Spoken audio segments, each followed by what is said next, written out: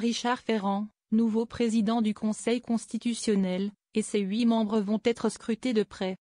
Ils vont se pencher sur les peines d'inéligibilité immédiate. Une décision qui va intéresser Marine Le Pen, elle-même menacée de ne pas pouvoir se présenter à la présidentielle 2027. L'affaire examinée mardi par le Conseil constitutionnel n'a rien à voir avec la sienne, un hasard du calendrier. Il s'agit d'une question prioritaire de constitutionnalité, QPC, posée par un conseiller municipal mahorais privé de son mandat après avoir été condamné à une peine d'inéligibilité avec exécution provisoire. Cette règle, estime l'élu, est contraire à la Constitution car elle porte atteinte à la séparation des pouvoirs et à la préservation de la liberté de l'électeur. Le Conseil d'État a jugé que la question valait d'être transmise au Conseil constitutionnel. La décision des sages sera rendue 10 jours après, le 27 ou le 28 mars, soit quelques jours avant le jugement Le Pen.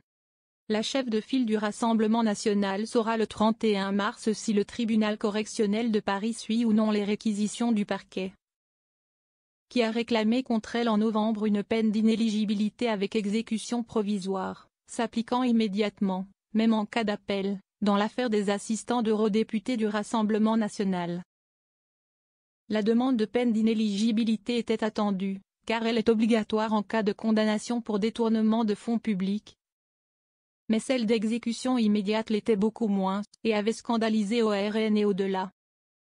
Elle avait soudainement rendu réelle la possibilité que Marine Le Pen soit empêchée de participer à l'élection présidentielle de 2027 alors qu'elle se pensait protégée. Même en cas de condamnation, par la possibilité de faire appel.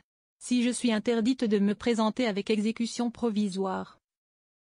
C'est-à-dire avec l'impossibilité en réalité que mon appel puisse avoir une influence sur la décision qui a été prise.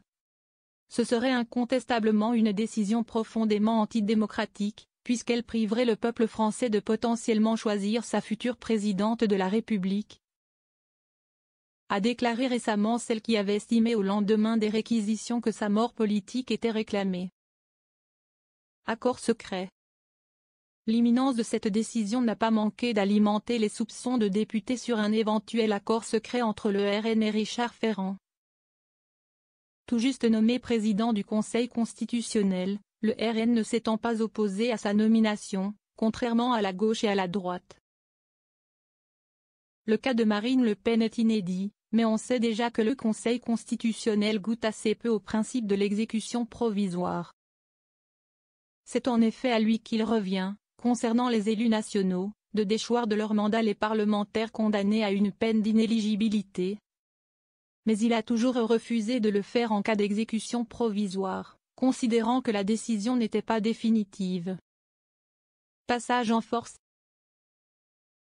L'argument, qui peut surprendre car il vide de sens le principe même de l'exécution provisoire, avait notamment justifié le rejet de la demande de déchéance de mandat de l'ancien sénateur socialiste Jean-Noël Guérini, en 2021. Le Conseil constitutionnel pourrait donc profiter de cette QPC pour acter que la liberté de l'électeur doit primer sur une décision de justice non définitive. Reste à savoir quelles seront les conséquences immédiates pour Marine Le Pen. Les constitutionnalistes et juges interrogés ont répondu qu'ils verraient mal les 3 magistrats chargés du dossier RN ne pas tenir compte d'une telle décision.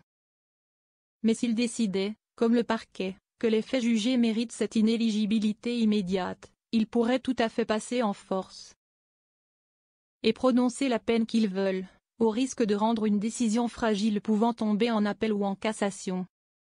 QPC ou pas, souligne en tout cas l'un des juges interrogés, les 3 magistrats, qui délibèrent depuis 4 mois, sont parfaitement au courant des enjeux politiques de ce dossier. Et se posent évidemment déjà toutes ces questions.